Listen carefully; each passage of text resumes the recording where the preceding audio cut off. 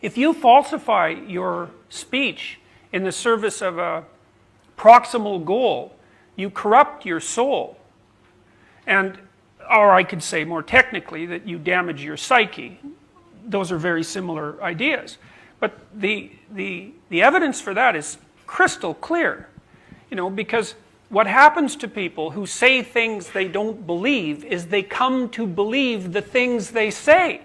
And the reason for that is, we talked a little earlier about the fact that a lot of you is unarticulated, right? And so there are things you know, but you don't know that you know them, and you don't know how to talk about them. And so then what you do is you decide that to reach a proximal goal, like getting a good grade, well, you have to say what the professor wants. So you write out an essay, you know, there's no soul in it, and you feel sick while you're writing it, and you're not interested in it, and you feel small, which are all hints from your being that you shouldn't be doing that, but you do it anyways. And then at the end, you've got two choices, like you're either a liar and a coward, or you believe what you wrote.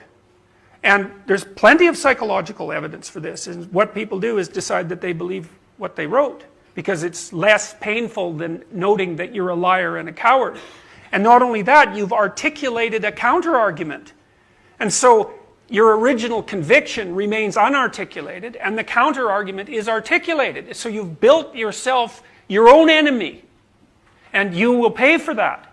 You pay for that with a diminishment of your character.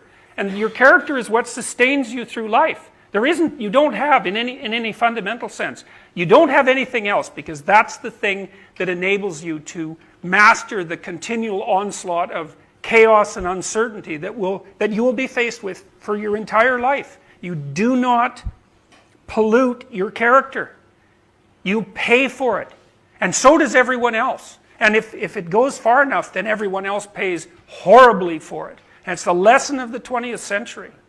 So don't do that. And if you do that at university, it's like a mortal sin. It runs absolutely contrary to the spirit of the institution. It is precisely the opposite it's the absolute polar opposite to why you're here. Do not do it. And it's also a kind of second-rate cynicism, because even though there is a fair bit of rot in the academic institutions, most of the time, if you write an articulate essay that the professor doesn't agree with, you will not be punished with a failing grade. It's very rare that that actually happens. Now, there is the odd professor who's so damn corrupt that that's going to be the case, but I've talked to lots of students and counseled them to write down what they think, and their grade generally surprises them quite spectacularly, because they're invested in the damn essay, and so they do the work, right? And they put a little passion into it, and they're not bored by it or made sick by what they're producing. And then they end up with a grade that's far better than they think. So, you know, often it's well, I'm going to take the easy route out, but I'm going to justify it by relating it to my career progress. It's like, really, guys, that's pretty pathetic.